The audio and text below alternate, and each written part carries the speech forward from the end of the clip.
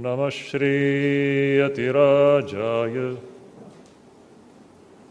विवेकानन्दसूरये सच्चित्सुखस्वरूपाय स्वामिने तापहारिणे। हरि ओम तत्सत्। हरि ओम तत्सत्। हरि ओम तत्सत्। श्रद्धेय डॉक्टर विक्रम सिंह जी, श्रद्धेय डॉक्टर ओम प्रकाश वर्मा जी, आप दोनों को मेरा नमस्कार। और अन्य यहाँ पर जो साधुगण बैठे हुए हैं सभी को मेरा प्रणाम नमस्कार। और श्रद्धेय श्रोतागण यहाँ पर, प्यारे भाइयों और बहनों, आप सभी को मेरी शुभकामनाएं और नमस्कार। आज हम लोग यहाँ पर एकत्रित हुए हैं स्वामी विवेकानंद के जो संदेश हैं उसके विभिन्न पहलुओं पर हम लोग आज यहाँ पर इस संगोष्ठी के द्वारा हम लोग विचार विमर्श कर रहे हैं और हम इससे क्या सीख सकते हैं।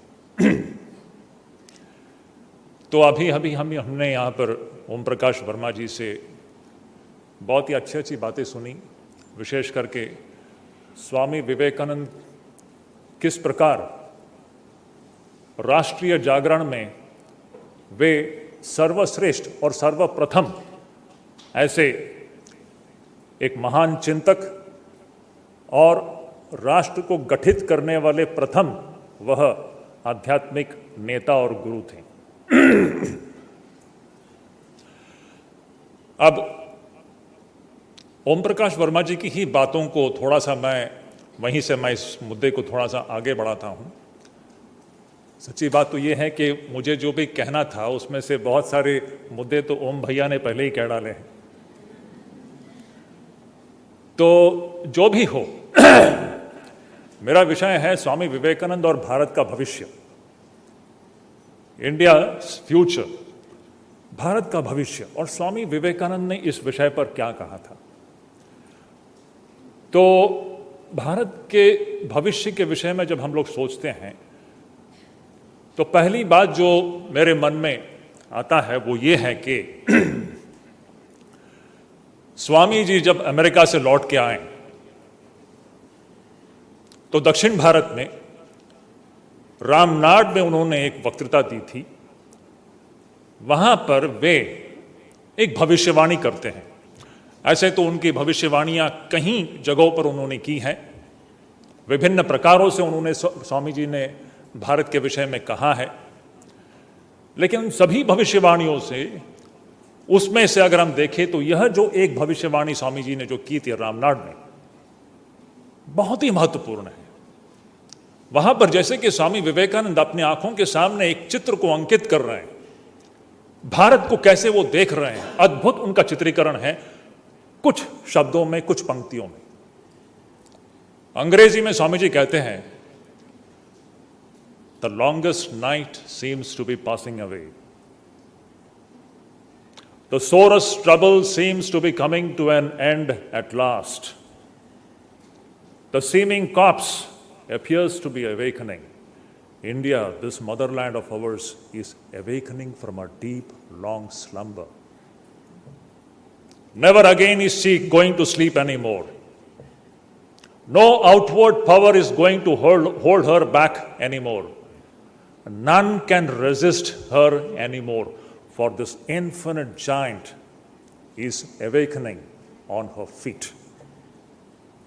ये स्वामी जी का जो चित्रीकरण है, जिसमें स्वामी जी बहुत कुछ कह गए हैं। इन शब्दों के पीछे 1000 साल की इतिहास छिपी हुई है।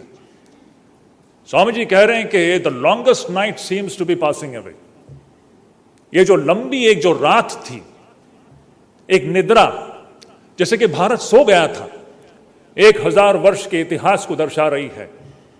The longest night seems to be passing away and जितने भी हमारी जो कठिनाइयां हैं, परेशानियां हैं, स्वामी जी कहते हैं वो सब मुझे अब खत्म होती सी नजर आ रही है।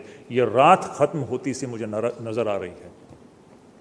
ये भारत जो सोया हुआ था मैं देख रहा हूं, ये भारत अब जग रही है। अब इसे कोई रोक नहीं सकता। कोई विदेशी ताकत इसके प्रगति के मार्ग का रोड़ा नहीं बन सकता। None can resist her any more. तो यह एक अत्यंत ही सुंदर एक चित्रीकरण है स्वामी विवेकानंद का जो भारत के विषय में कहते हैं। अब देखिए ये स्वामी विवेकानंद कब कह रहे हैं, बड़ी आश्चर्य की बात है, अद्भुत लगता है। स्वामी विवेकानंद यह भविष्यवाणी 1897 में कर रहे हैं, 1897, जब भारत एक गुलाम देश है, जब सारे विश्व की जो भारत की विषय की जो धारणा है वो क्या थी, जैसे कि ओम भैया ने बताया, भारत जो है ये सपेरों का देश है, यहां पर अंधविश्वास का ही अनुष्ठान होता है, ये बर्बर सभ्यता है, ये बर्बर संस्कृति है। इस प्रकार की एक छवि बनाई गई थी, कहानियां गढ़ी गई थी पूरे विश्व में, विशेष करके अमेरिका और यूरोप में। ऐसी जो परिस्थिति में जहां पर पूरा विश्व भारत को निंदनीय दृष्टि से देख रही थी, हिंदू धर्म को अत्यंत ही तुच्छ नजर से देखा जा रहा था, ऐसे समय पर स्वामी विवेकानंद भारत की ऐसी छवि को हमारे सामने रखते हैं। अद्भुत है। उस वक्त क्या था भारत में जो कि स्वामी विवेकानंद इस प्रकार कह देते हैं? क्या था? कोई चिन्ह था क्या? चारों ओर अंधकार का माहौल था, और ऐसे माहौल में स्वामी विवेकानंद कह रहे हैं भारत अब ये जग रही है, इसके प्रगति के मार्ग का कोई भी रोड़ा नहीं बन सकता, इसको कोई अब रोक नहीं सकता। अद्भुत लगता है। ये एक ऋषि ही ऐसे कह सकते हैं, कोई बुद्धिजीवी नहीं कह सकता है। उनको दिखाई दे रहा है भारत, भविष्य का भारत, ये क्या बनने वाला है।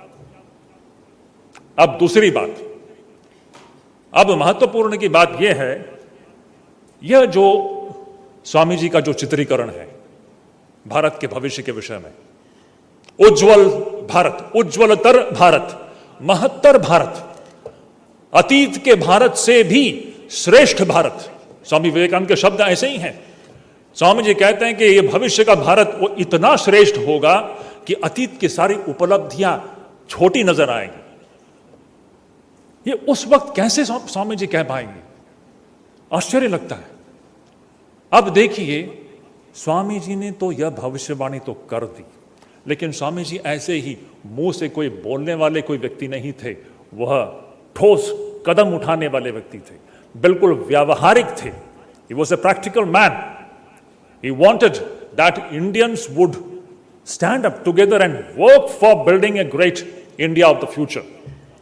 हम सब युवक और युवतियां इस देश के एकजुट होकर के भारत के गठन के लिए हम लोग अपने आप को नियुक्त करेंगे।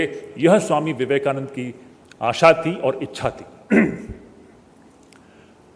अब देखिए, स्वामी विवेकानंद प्रिस्क्राइब कर रहे हैं, प्रिस्क्रिप्शन, एक महान भविष्य भारत का, लेकिन गढ़ेंगे कैसे इसको? स्वामी विवेकानंद 3 मुद्दे हमारे सामने रखते हैं। 5 मुद्दे तो ओम भैया स्वयं बता चुके हैं, तो उन मुद्दों को छोड़ करके भी एक महत्वपूर्ण मुद्दा, एक नहीं है, वो 3 है, लेकिन 3 भी ना होते हुए एक ही है। उसके अंदर का जो मूल विचार है वो एक ही है। स्वामी विवेकानंद कहते हैं कि भविष्य का भारत जो है परिपूर्णतः इन 3 मुद्दों पर निर्भर करेगा। और वो 3 मुद्दे वो आज भी उतना ही प्रासंगिक है जितना कि स्वामी विवेकानंद के समय था। वो कौन से हो 3 मुद्दे? स्वामी जी कहते हैं, इसको आप नोट करके रख लीजिए, खास करके युवक युवतियों, ये आज भी उतना ही प्रासंगिक है। स्वामी जी कहते हैं कि भविष्य का भारत 3 मुद्दों पर निर्भर करेगा परिपूर्णतः। एक है संगठन, ऑर्गेनाइजेशन।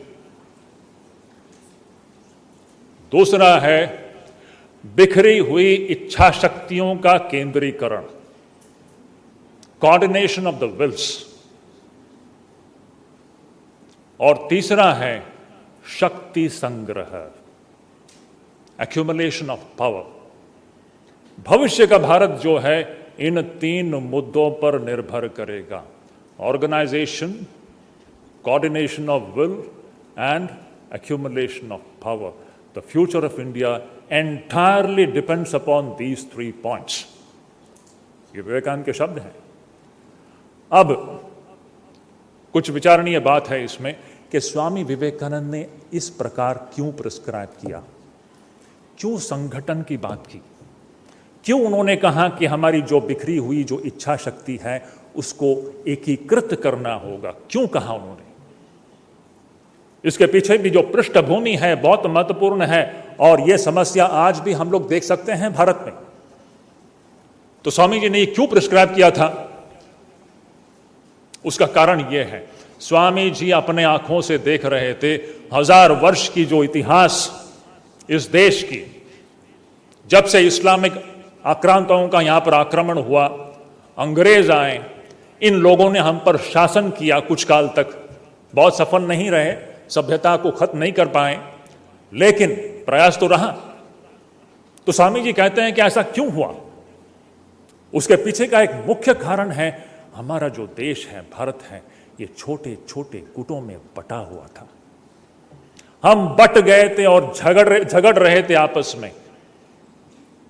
क्या है इस झगड़े का आधार? जात पात का विवाद, जात पात आधारित जो भेद है, इस भेद को लेकर के हम लोग आपस में झगड़ रहे थे। विभिन्न प्रकार के भेद हैं हमारे देश में, भाषा को लेकर के भेद है, जातियों को लेकर के भेद है। आश्चर्य की बात है, स्वामी विवेकानंद उस जमाने में बात कर रहे हैं। देखिए हमारे अंदर ये जो उत्तर दक्षिण का भेद है, भाषा को लेकर के भेद है, उत्तर दक्षिण के भेद को लेकर के विवेकानंद उस समय कह रहे हैं। देखिए वो कहते हैं कि ऐसे ऐसे कहानियां गढ़ी गई हैं, नैरेटिव्स, सच narratives have been built. What kind of narratives? ये कौन सी कहानियां हैं कि दक्षिण भारत के लोगों को ऐसी पट्टी पढ़ाई गई है कि हम लोग द्रविड़ हैं, हम द्रविड़ हैं, और जो उत्तर भारत के लोग जो हैं वे आर्य हैं, और द्रविड़ जो है ये आर्य से अलग है, हमारी जो संस्कृति है भारत की मूल संस्कृति से भिन्न है। ये नैरेटिव बिल्ड किया गया है, विदेशी कुचिंतकों के द्वारा ऐसे कहानियां गढ़ी गई थी उस जमाने में भी, और आज भी उसका प्रभाव हम देखते हैं। ये आर्यन एंड द्रविडियन डिवाइड जो है, मैं उस मुद्दे को यहां पर खींचना नहीं चाहता।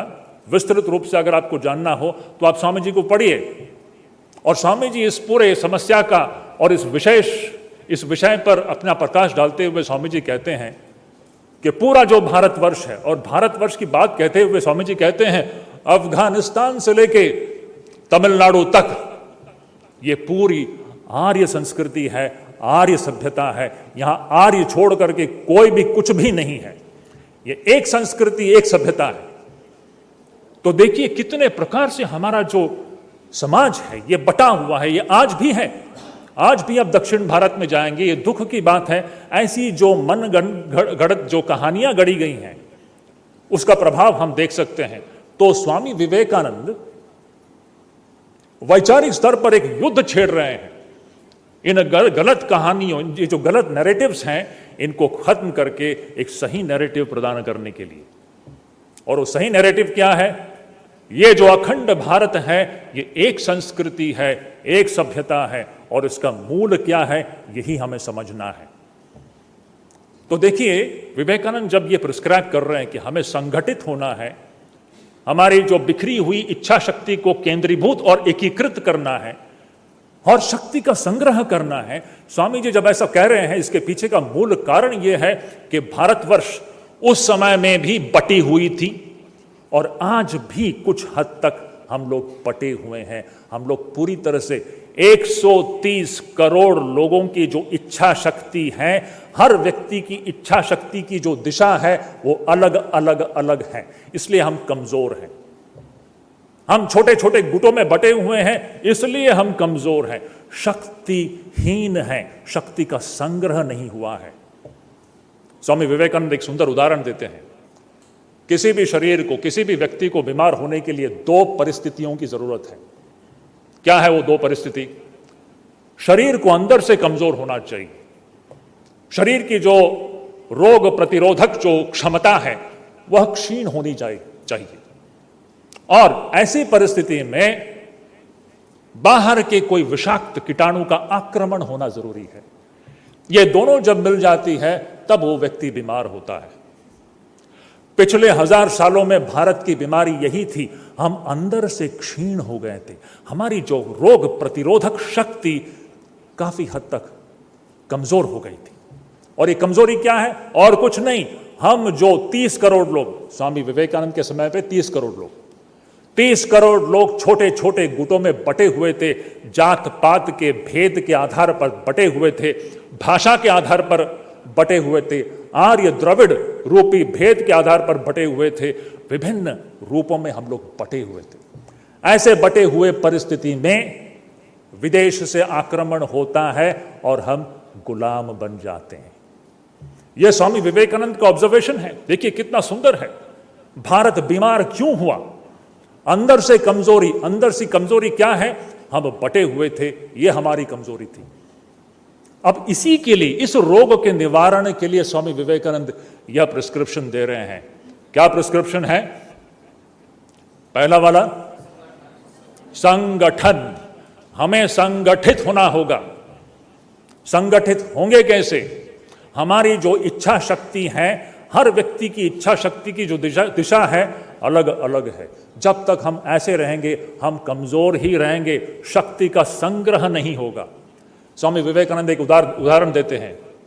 ऐसा क्यों हुआ कि सिर्फ 4 करोड़ अंग्रेज 30 करोड़ भारतीयों के ऊपर शासन कर पाए? यह प्रश्न करते हैं स्वामी जी। सिर्फ 4 करोड़ अंग्रेज 30 करोड़ लोगों के ऊपर शासन करती है, यह कैसे संभव हुआ? उसका कारण यह है, ये जो 30 करोड़ जो भारतीय हैं, इन सब की जो इच्छा शक्ति की जो दिशा है अलग अलग है। हर व्यक्ति की सोच की जो दिशा है अलग अलग है। लेकिन ये जो 4 करोड़ अंग्रेज हैं वो सब एक जैसे सोचते हैं, एक जैसे करते हैं, संगठित हैं। तो शक्ति कहां है? संगठन में है। इच्छा शक्तियों का एकीकरण में शक्ति का संग्रह होता है। स्वामी विवेकानंद कहते हैं भविष्य का भारत परिपूर्णतः इन 3 मुद्दों पर निर्भर करेगा। क्या सुंदर पॉइंट है। ये आज भी कितना प्रासंगिक है। सोच के देखिए आज भारत में क्या हो रहा है। हमारे देश में ऐसे विभिन्न ऐसे गुट हैं जो रहते यहां पर हैं, लेकिन अपने नींव को, अपने जड़ों को मध्य एशिया में खींचते हैं। देखिए मैं बिल्कुल खुला मैं इस मुद्दे को रख रहा हूं। इस देश में रहने वाले हैं, हमारे ही लोग हैं, लेकिन भ्रमित हैं। उनको ऐसे कहानियों से भ्रमित किया गया है कि वे अपने जड़ों को विदेशों में खोजते हैं।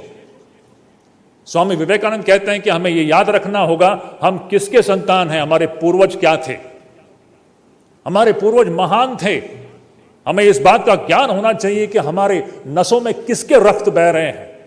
उस रक्त पर विश्वास होना चाहिए, उस रक्त पर अभिमान होना चाहिए। विवेकानंद कहते हैं आप अपना डीएनए चेंज नहीं कर सकते हैं। अगर आप अपने डीएनए को चेक करेंगे इस देश में तो देखेंगे ये सब एक ही पूर्वज के संतान हैं हम लोग। लेकिन भ्रम सृष्टि किया गया है। आज के परिप्रेक्ष्य में आप देखेंगे हमारे देश में ऐसे कई गुट हैं जिसके अंदर इस भ्रम को ठूस के भर दिया गया है कि वे अपने जड़ों को बाहर खोजते हैं। यह एक हमारे लिए समस्या रहेगी जब तक भारत में हम यह ना जाने कि हम सब एक हैं। 130 करोड़ लोगों की इच्छा शक्ति, विचार और उनका जो कार्य अगर एक दिशा में अगर चलने लगे तो सोच के देखिए कितना बड़ा एक महाशक्ति भारत बन जाएगा। संगठित भारत, शक्ति का संग्रह, यह भारत का भविष्य है। हमें देखिए, हम प्रगति की जो परिभाषा है, विभिन्न परिभाषाएं हैं। हम लोग कहेंगे कि आर्थिक प्रगति, मैं कहूंगा कि आर्थिक प्रगति अपने आप में प्रगति नहीं हो सकती जब तक भारत गुटों में बटा हुआ है। सही भारत के परिप्रेक्ष्य में मैं यह कहूंगा कि सही जो प्रगति का जो परिभाषा यह होना चाहिए, अगर हम लोग एकता की ओर बढ़ रहे हैं सामाजिक दृष्टि से, अगर हम लोग सब एक हो रहे हैं, यह भारत के लिए ठीक ठीक प्रगति की परिभाषा है। आप कितना भी धन संपत्ति इस देश में कमा लीजिए, लेकिन अगर हमारे लोग छोटे छोटे गुटों में बटे हुए हैं तो मैं कहूंगा यह प्रगति का लक्षण नहीं है, क्योंकि यह भविष्य में हमारी हानि ही करेगी। हमारे लिए प्रगति का मतलब है एकजुट होना। कन्याकुमारी से लेके तमिलनाडु तक हम एक सभ्यता हैं, एक राष्ट्र है, यह हमें हमारे बच्चों को बताना होगा। तो लेकिन अब एक मैं अपने और एक पॉइंट को मैं आपके सामने रख देता हूं, समय हो गया है। लेकिन अभी ये जो भी बताया गया है कि हमारी समस्या ये है कि हम लोग छोटे छोटे गुटों में बटे हुए हैं, हमें संगठित होना है, हमारी इच्छा शक्तियों को केंद्रीभूत करना है और शक्ति का संग्रह करना है। कैसे करेंगे? ये भारत जो है, यहाँ पर इतनी भाषा है, विविधता है, जातियां हैं, भाषा हैं, आचार विचार का जो भेद है, हमें एक सूत्र में बांधने वाला वह क्या चीज है? स्वामी विवेकानंद इसको कहते हुए थकते नहीं हैं। अपने आप को पूरी तरह से वे खत्म कर देते हैं इस बात को बताते हुए कि इस भारत का जो मूल नींव क्या है, वह है धर्म। और जब धर्म की बात करते हैं, याद रखिए सनातन धर्म की बात हो रही है। कोई विदेश से आया हुआ ईसाई या इस्लाम धर्म की बात नहीं कर रहे हैं हम लोग। ये सनातन धर्म की कुछ अपनी खासियत है जो पूरे पृथ्वी में आज भी कहीं भी नहीं है। बच्चों, इस बात को याद रख लीजिए।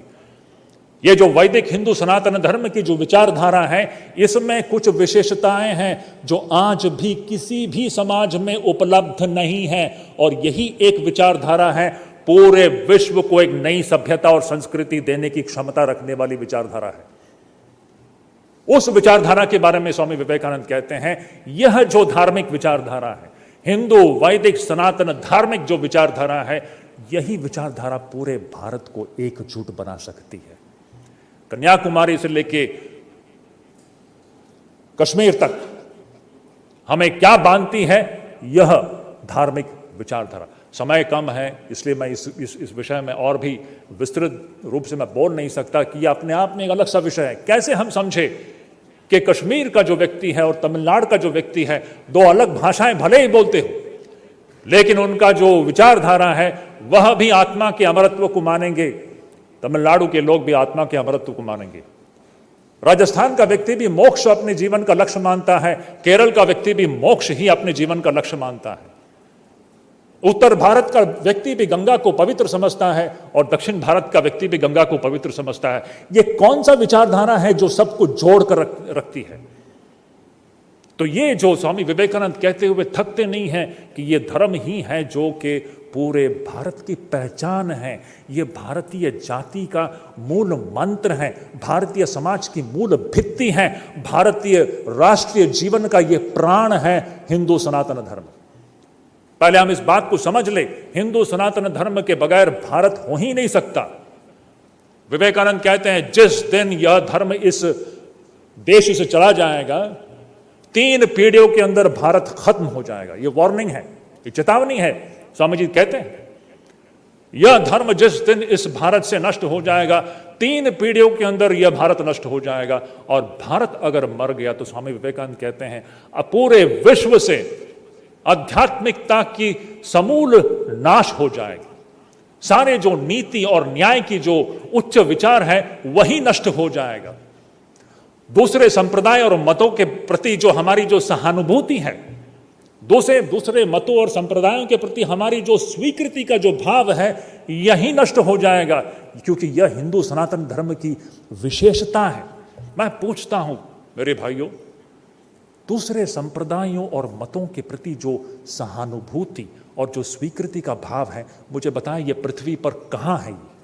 हमारे हिंदू समाज को छोड़ करके एक समाज आप बताइए जहां पर दूसरे मतों और संप्रदायों के प्रति सिर्फ सहानुभूति नहीं, दिल खोल करके स्वीकृति की भाव है।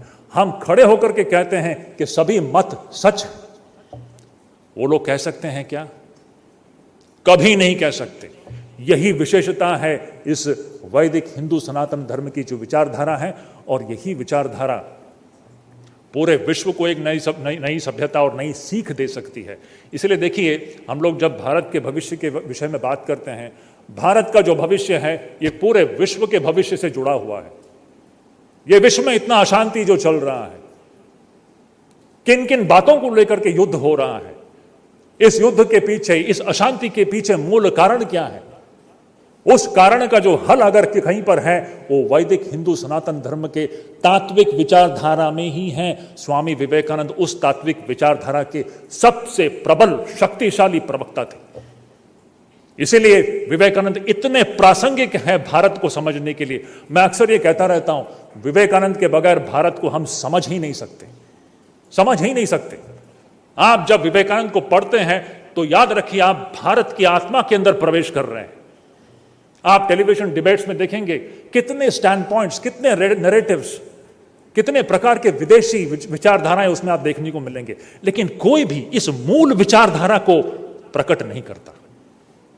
तो जो भी है, मुझे यही कहना है कि दोबारा मैं अपने इस वक्तव्य को यहां पर शेष करने से पहले संक्षेप में मैंने जो कहा, भारत का भविष्य, जैसे कि स्वामी जी कहते हैं, भारत का भविष्य इन 3 मुद्दों पर परिपूर्णतः निर्भर करेगा। वो क्या है? नंबर 1, संगठन। हमें संगठित होना होगा। उत्तर भारत, दक्षिण भारत, ये जात वो जात, ये जो लड़ाई झगड़े हैं, इसको छोड़ करके हमें संगठित होना होगा। फिर क्या है दूसरा मुद्दा? इच्छा शक्ति का जो केंद्रीकरण। हमारा लक्ष्य एक ही है। वो कश्मीर का अगर कोई भारतीय हो या दक्षिण भारत का जो भारतीय हो, हमारा लक्ष्य एक ही है। तो स्वामी विवेकानंद ऋग्वेद की एक बात करते हैं, संगच्छध्वम संवदध्वम संवो मनासी जानताम। क्या है उसका मतलब? ऋग्वेद की बात है कि हम लोग जब एक प्रकार सोचे, एक प्रकार से हम बोले, संगच्छध्वम संवदध्वम, एक प्रकार का सोच, एक प्रकार की कार्य प्रणाली, एक प्रकार की इच्छा शक्ति, इस प्रकार भारत मजबूत हो सकता है। तो इस प्रकार मेरे भाइयों बहनों, मुझे यही कहना है, स्वामी विवेकानंद इसी बात को कहते हुए थकते नहीं है कि भारत का भविष्य पूरी तरह से इन 3 मुद्दों पर निर्भर करेगा। और हमें एकजुट बनाने के लिए मूल जो उसका जो मंत्र है वो है धर्म, सनातन धर्म। और एक बात कह करके मैं अपने इस वाणी को मैं विराम दे दूंगा। अब देखिए, ये सनातन धर्म की जो बात, सबसे बड़ी दुख की बात यह है कि हम हिंदू लोग ही अपने सनातन धर्म के विषय में कुछ भी नहीं जानते। यह अत्यंत ही दुख की बात है, अत्यंत ही दुख की बात है। लेकिन आज की जो पीढ़ी है, आपको भी दोष नहीं दिया जा सकता। ना तो आपके स्कूलों में इसकी चर्चा होती है, हम चर्चा नहीं कर सकते क्योंकि हम लोग सेक्युलर राष्ट्र हैं। समस्या यह है, हम लोग हमारे इस सनातन धर्म की जो विज्ञान सम्मत जो तात्विक विचार है, उसको हम अपने बच्चों के सामने रख नहीं सकते क्योंकि हम लोग सेक्युलर हैं। बड़ी विडंबना है। मैं तो कहूंगा, जब तक हमारे देश की शिक्षण पद्धति में परिवर्तन नहीं लाया जाएगा, तब तक ये समस्या चलती रहेगी।